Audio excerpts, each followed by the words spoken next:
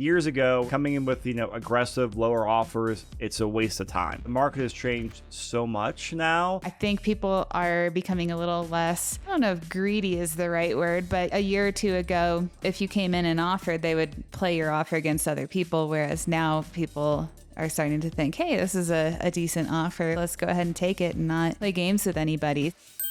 What's up, Colorado? Today, I have the crew together so we can talk about what happened in June. We're going to talk about trends in Southern Colorado and Denver, and also talk about a couple deals in each marketplace as well. So I've got Troy on the link side with me. Hello, Troy. Hey, Chris. And I got Jeff White for house hacking and creative investing here in Denver. Jeff, always good to see you. And I'm doing great. You know what? Jeff was going to be in the studio. He's out there putting a deal together. Now I think he's in a coffee shop somewhere. So I always love it how you're wheeling and dealing, Jeff. I don't know where I'm at today or tomorrow, but it's exciting every day. And the last but not least is Jenny Bayless down the Springs. What's up, Jenny? Hey, guys. So starting with trends, I always love hearing, I don't look at the trends at Colorado Springs and Pueblo until I hop on the market podcast with you, because I like to have the reveal with you, Jenny. So what trends or what jumped out to you for the month of June when it comes to like real estate trends? Yeah, so I think the main one that jumped out to me was median sales price is the highest I've seen it. I think it's probably the highest to date at $499,000. So we haven't quite reached that 500K mark for median sales price, but that is wild to me because I know when we first started doing this together, it was in the 300s. So that's pretty crazy to me. And then kind of the other points that you guys are probably going to touch on as well is total active went up about 12%, but in total numbers, it was like a little over 300 units for single family homes. So not a huge amount. And the new listings are down almost 10% month over month. So kind of the same as it has been, just a little slow and steady. Nothing earth shattering, but it's still a little constrained. So with the median prices at $499, how much is it up over like year over year? Yeah, so June of last year was $485, so about 3%, which is the historical average for real estate. All right. What about I don't know if you have the stat, if you can pull it from PPAR down there. What about like discounts? Does PPAR share like amount of discounts? They don't in their monthly like roll up, but I could always run the report for next month. Yeah, I'll share the Denver one in a minute because I was surprised at what the discount said. But in Denver, our listings year over year is up a lot. We're up about almost 70% from June of last year to June of this year. So in real numbers, that's 6,000 to about 10,000. And I think it was last month where we saw that dramatic increase. May over May, I think both markets saw that dramatic increase in inventory on there. Now, month over month, we're up like 11%. So which is common with the seasonal trend of going into summer and all that. So I was curious to see if we have like another big spike. We're not having another big spike on there. So we were still below historical averages, but year over year, inventory has crept up a lot. And the two things I was really looking at from here was, hey, if inventory jumps up so much, looking at price and discounts. So our average price now, do you want to take a guess what it is, Jenny? Oh man, 800? Not quite, 725, or Okay. I guess 723 to be exact. So I think if we go back in time a couple of years ago, I think we're a couple $100,000 above you, and it still seems to be we are still above that in terms of like Denver to Colorado Springs. So year over year, we're up about 2% from last June to this year. So even with the spike in inventory, again, that's really going to take a couple months for it to play out, for it to get through the system. But I was curious if prices soften some, but we're still seeing them go up some.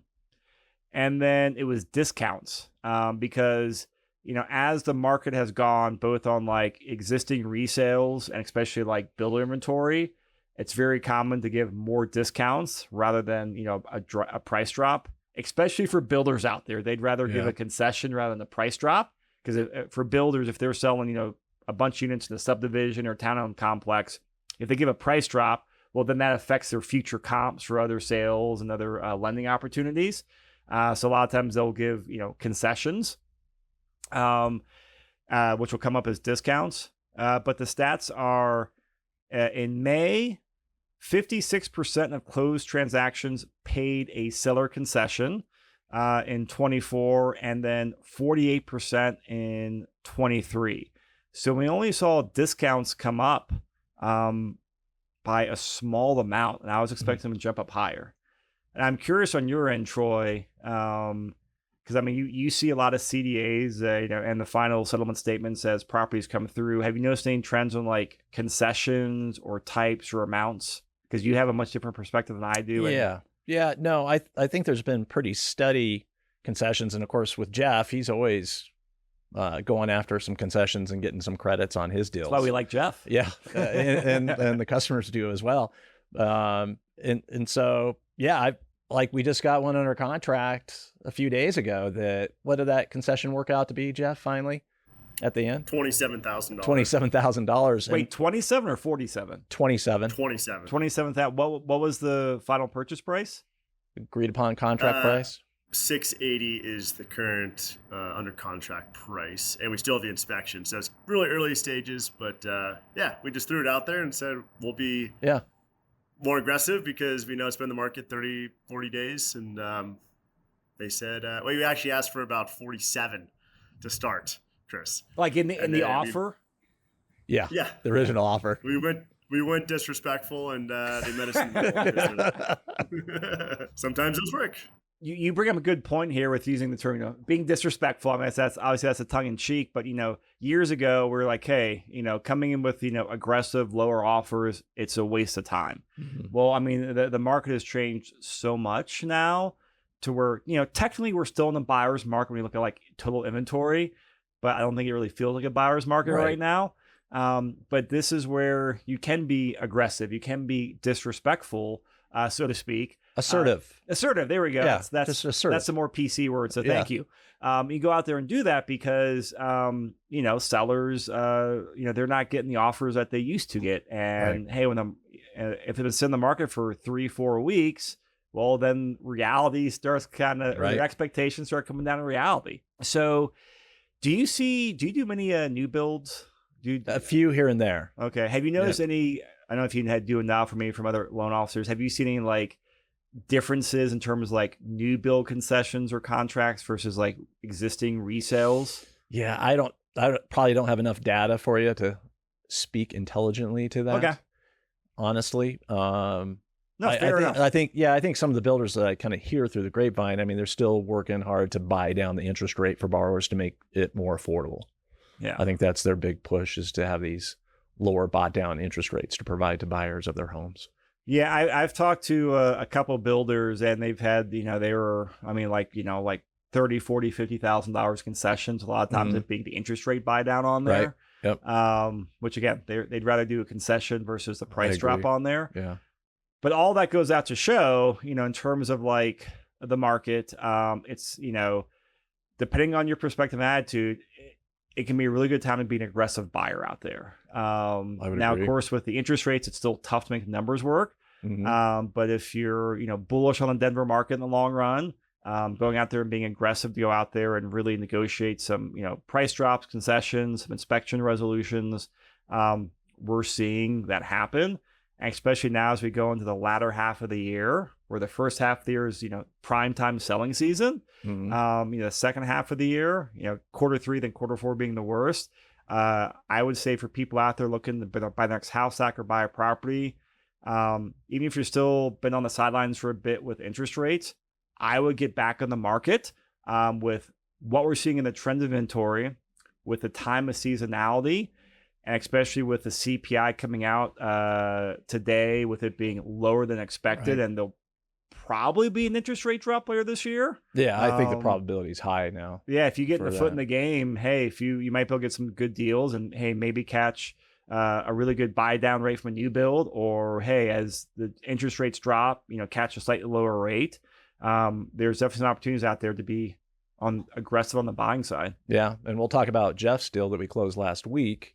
that Let's was talk very about much, it. well, yeah. You opened the door. We'll segue in, right? Yes. You opened the door. Let's walk through it. Yeah, let's go. So yeah, Jeff, how much do you want to tell, or you want me to tell your story?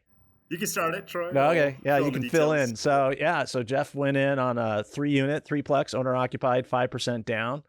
533 purchase price on that, Jeff? Correct. Was the agreed contract price. I think it appraised over, if I recall. And you still built it. Yeah, 550 on the appraisal, and it still had some concessions built in that he utilized to buy out the mortgage insurance. So you paid a lump up front and don't have any monthly mortgage insurance to deal with. Well, let's talk about that strategy. Why'd you buy out the monthly mortgage insurance? You're not hoping for any refis in the near future? Yeah, so I don't bet on, I know some people think 6 months to a year from now, rates will definitely be lower. And I look at it more, I want to maximize my cash flow today, not wait for the future potential refi and think that's going to happen. And then, so I rather do things to increase my monthly cash flow today. One of the ways is obviously to pay off the monthly PMI. That's just a upfront lump sum to pay out, coming from seller credits. So it's in a way fine by me, because I'd rather, do that, and then that bumps up my cash flow, that extra amount, and I can still refi later on too. But I look at it, I just want to do every way possible to be the cash on cash return guy, Mr. Chris. Say that 3 times fast. So do you mind sharing how much did it cost to buy it out? Because I'm really curious, especially on multis now with a 5% down, how much you buy it out and what was the monthly savings? Oh, ballpark? Crikeys. I should have brought my numbers, but okay. I think it was 7,000, Troy, or 68. That's what yeah. I'm thinking, Yeah. Hopefully. It wasn't a crazy amount, Chris. Yeah, but it paid itself back within 3 years or so if you took the monthly of what it would have been. About a 3-year payback period. Which is better than some of the stuff in the past. And Jeff, of course, has stellar credit scores, so it's going to be the most economical mortgage insurance you can get, because we shop it through a portfolio. We're going to pick whoever checks the box to get the coverage in place that's required, and then make it as inexpensive for Jeff as possible. So, bought out versus the monthly. Not always the same company will go after that. Some companies, mortgage insurance companies, have different appetites for monthly mortgage insurance versus the one lump single pay. But we got the single pay, bought that out, and I think the rough calculation is probably about inside of 4 years comfortably, but closer to 3. Okay. To return on money. That's a quicker payback period than I was expecting, especially on being a multi-unit. Yeah, exactly. And that's pretty normal to what it used to be for single family homes. Yeah, and it's a little 3 to 4 year payback period. Yeah, and it's fractionally higher for mortgage insurance on a multi-unit than it is for a single family, but not huge numbers by any means. Okay. They're not talking a whole lot. My tangent's over on there. Go back to the numbers on the deal. You were explaining, so where did it end up on the finish line in terms of interest rate, and then what's the business plan? So interest rate, and Troy, correct me if I'm wrong, I believe it was 6 3/4 or 6.75 for people that don't know what 3/4 is. And monthly payment was about $35.88 PITI for everything. PITI, the whole thing. 10% down. And I used some of my commissions for the down payment, the benefits of being a realtor. And basically, I wanted to have that number, and here's why. The strategy I'm going to implement on this thing is a strategy I'm very comfortable with, as I've talked about on past episodes, is the Section 8 strategy. And to give you an idea of the triplex, it's a side-by-side. My favorite type of one, because the noise is not the up-down style where you have to deal with potential noise issues all the time. Side by side, usually the noise issues are non-existent for majority of them, unless it's a super old Cap Hill type building from the 1890s, Victorian era. This one was built in 1960s. So no issues there. And we even tested it too. We went to each unit to kind of talk through the walls, see if it's annoying. It was fine. And it's a 2-bed, 1-bath in unit, 1-bed, 1-bath unit, and then middle unit, and then a 1-bed, 1-bath in unit. And to give you the numbers really quick, $2,200 for Section 8 pays for a 2-bedroom over there. $1,835 is for the middle unit. So add those two together, call it $4K. Hold about, based on the age of the building, I usually look to hold between 8 to 15% of the gross rents for maintenance, vacancy, CapEx. On this one, had newer furnaces, water heater, like mechanicals. The roof was newer. The sewer line's good, newer. So I'm putting it like at 10%. So about $400 off that 4K number. So now we're at 36. And then Suleik and I will live in the far end unit. And that was my goal, just to show it's possible to still live for free in the high interest rate environment. And this deal accomplishes just that. So roughly $4,000 in gross rents from the 2 units you're not living in, $3,600 for PITI, with about $400 set aside for CapEx and maintenance. Yep. With you self-managing, so you are right at break even then while you guys are living for free. Yep. And then when you move out, what will your unit rent for, do you think? It's called $1,835, what the middle one would be. So hold another 10% of that for the maintenance, vacancy, CapEx. So net, we should be around $1,650 net cash flow per month at a 6 3/4 rate after moving out, times 12 or close to $20K per year.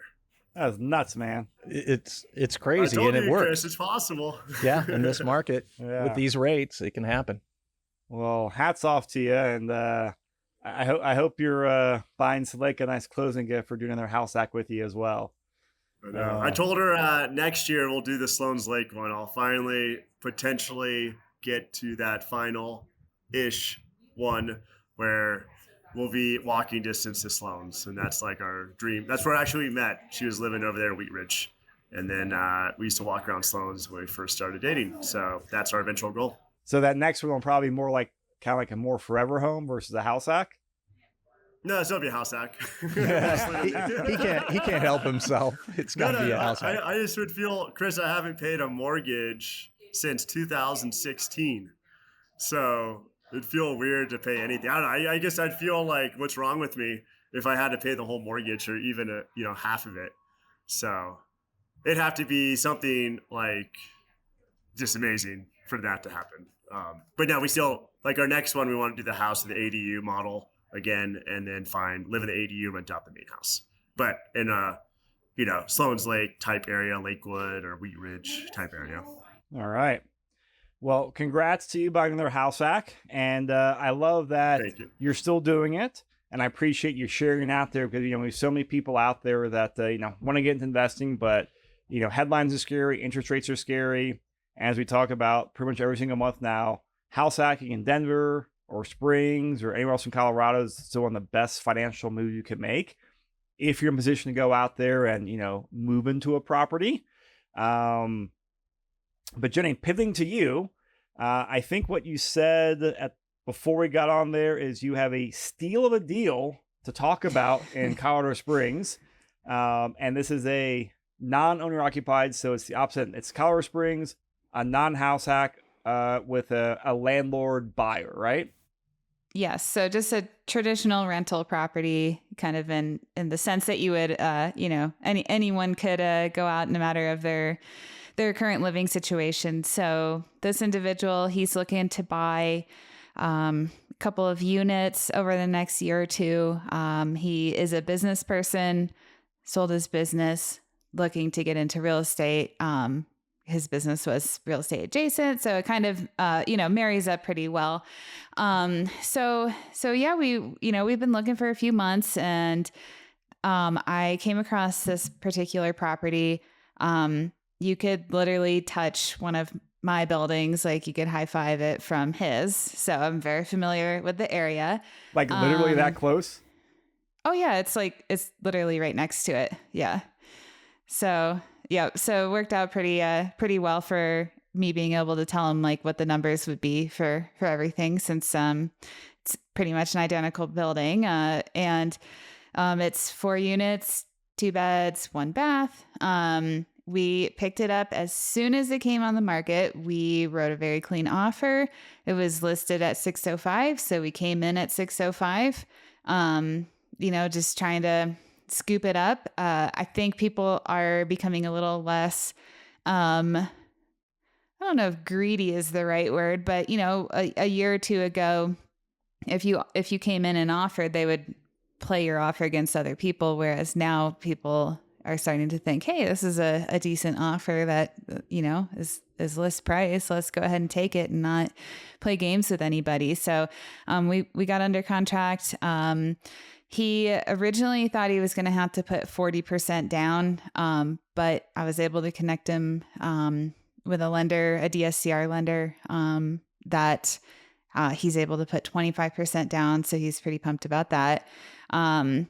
And he bought down his rate a little bit to 6.875. So not bad at all. And this is a 30-year fixed product? 30-year fixed. Yeah. With the previous loan, he thought it was going to be an ARM, with, I think, I want to say a shorter balloon, but I can't remember at this point because we've talked about a lot of different loan products. But yeah, this is, about as straight and simple as it can get. And for a DSCR at 6.875, I thought that was really good. So we got under contract at 605. The units are rented under market value, and I can say that pretty confidently, just given that, I bought the house pretty much right next to it. And I know what the rates are for that. So we've kind of gone over kind of a plan for that. I would say market rent for those are $1,200. Or $1,100 plus $120-ish for utility bill back, if you want to look at it that way. So just however you want to slice it. So he is going to work towards increasing the rents on that. We are budgeting. So I guess in terms of, inspection, the sewer line was completely shot. So we were able to get a $20,000, seller credit. So he's going to, as soon as he closes, he's going to hire the sewer, company to repair that. And then he has a few dollars left over. There are repairs that need to be made, but, I would say that this property is probably, as it is, worth, I would say $650, and room to grow, into low 700s. So I think if you put just a few $1,000s in each unit to fix them up a little bit, some need new carpet, or, new flooring, some need, some, love in the kitchen, like original appliances. But other than that, I mean, there's definitely room as it stands. So I thought that was pretty exciting.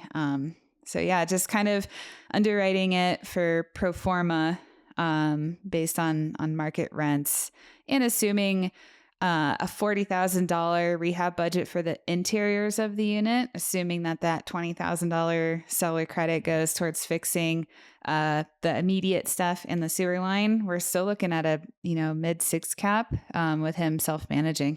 Wow.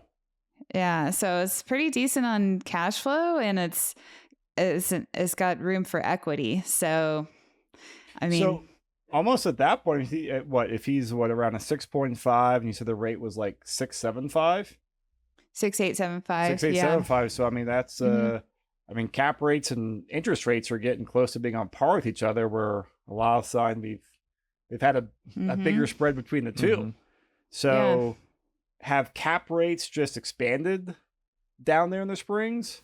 I think so, because a couple years ago 6 was really hard to find, and now I would say 6+ is pretty typical, depending on the property. Okay. So yeah, but I do know from research, it looks about mid-5s are kind of the average in Colorado Springs still. So I don't know, because we, side note, I have a couple of listings on multifamilies, and that's kind of what we based it off of. Give us a sneak preview here, and find a buyer for them. Yeah, well, I'm being told to expect an offer or two today, so I won't, I won't get my hopes up on that. But yeah, we have an 8-unit that is in a really cool location, priced at 5.4 cap as is.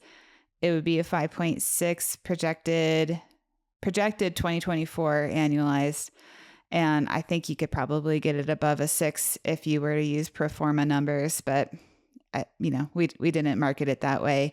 And then we have a duplex for sale for $540, and it is in Old Colorado City. It is such a cool location. So if anyone's looking for just a really good turnkey duplex, I think that this one would be a very viable option for someone out there. Good leases in place, good tenants, good location. I mean, yeah, turnkey. And you said you're expecting offers on one or both of those? On the Aplex is what I've been told. So we listed it last Friday, so I guess 6 days ago. Well, hey, the fact you have interest, I know you and I were talking about this, and I'm happy to hear that interest has come in that quickly, and hopefully it's followed up by an offer as well. Hopefully, hopefully a respectable offer, right? I've kind of been shoving it down people's throats, so hopefully something will. What you got to do? Yeah.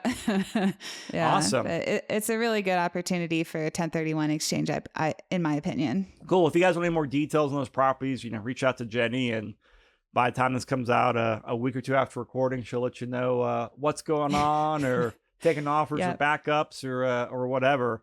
Like I said, if anyone has interest out there in buying properties, let us know. We all are seeing way more investors saying, hey, if you got a buyer at this price, or I'm kind of floating out there. There's a lot more whisper listings or whisper campaigns right now. So if you have any interest, let us know. You can you're getting some highlights of some deals we're seeing. Or if you want to go out there and get active in the market, I would definitely recommend, because I think there will be some better buying opportunities come the second half of the year. But you have to get off the sidelines and get your foot in the field to start doing that. All right, Troy, last part of the show. Interest rates.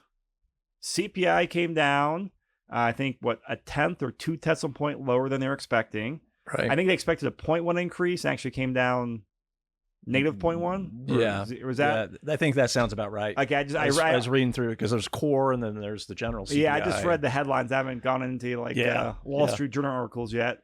So what has that done to interest rates, and what's kind of your forecast on things, immediate and also, near term? Yeah, I think last 3 months we've seen a nice steady improvement, quarter-ish to the rate, which is nice.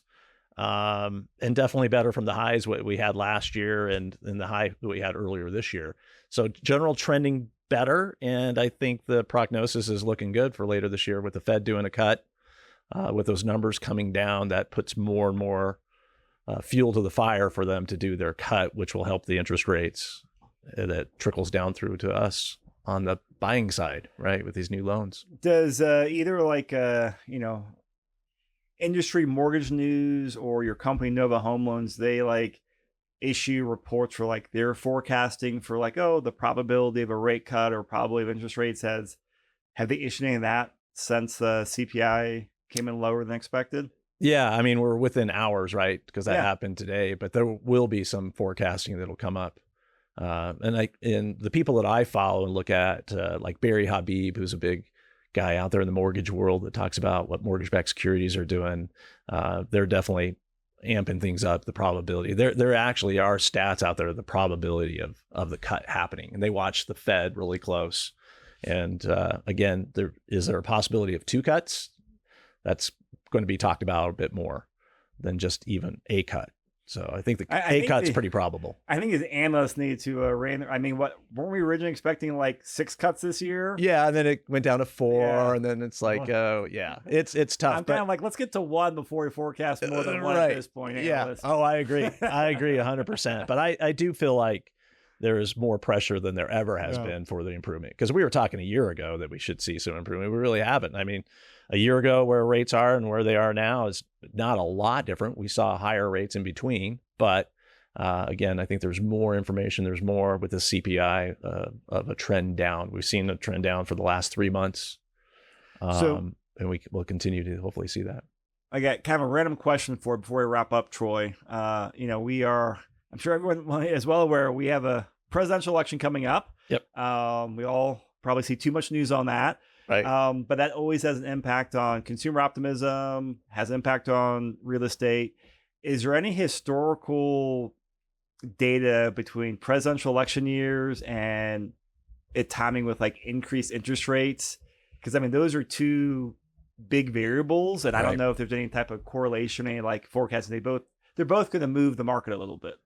Yeah, I think that's overall consumer sentiment too, right? And some of that will affect the CPI, what consumers feel, what their confidence is in what the economy is going to do. And that affects their spending, which of course then affects these numbers, which then it can affect the interest rate, right? Yeah. So it all trickles down through each other. But I don't have anything specific on me that I've seen to show historical numbers of each of these elections. Here's what's typically happened. I think there's a lot of variables in there to, maybe there's a pattern, but I don't have it right in front of me. But I think the general idea, regardless of the inspection, is we're seeing some improvements with these interest rates, that the Fed's hike on the interest rates are starting to have the impact that they've wanted them to have. Yeah. So we're seeing some softening, which will help pull down these interest rates. And make things more affordable. Although, given the current environment, like Jenny just went through her deal and Jeff it still works. And so the thing for down the road with better interest rates is just going to be more competition out there with more buyers potentially coming up, even though with this higher inventory we have. Yeah, I'm curious how much assuming a rate cut comes in September quarter 4 this year, how much that moved the needle in terms of like buyers coming back into the market. It'll be interesting to see. Time will tell. Yeah. And we're unique because of the whole COVID hangover, right? We still have a lot of that. And so it's a little bit unique timing. Awesome. Well, Troy, Jeff, Jenny, another fun episode and some fun data to talk about. I appreciate you coming out here and sharing some trends, sharing some deals that you're seeing. Anyone out there, if you want to help us figure out moves you can make your portfolio, whether that's rebalancing some and selling to take some chips off the table or sell and trade up, let us know. If you're looking to go buy your next deal or just want to talk strategy, let us know as well. This is what we love doing. We're all investors at heart. We get to talk with investors, we get to do deals, so we enjoy. If we can help you out in any way, don't be shy in reaching out. So we'll see you guys next month. Bye, everyone.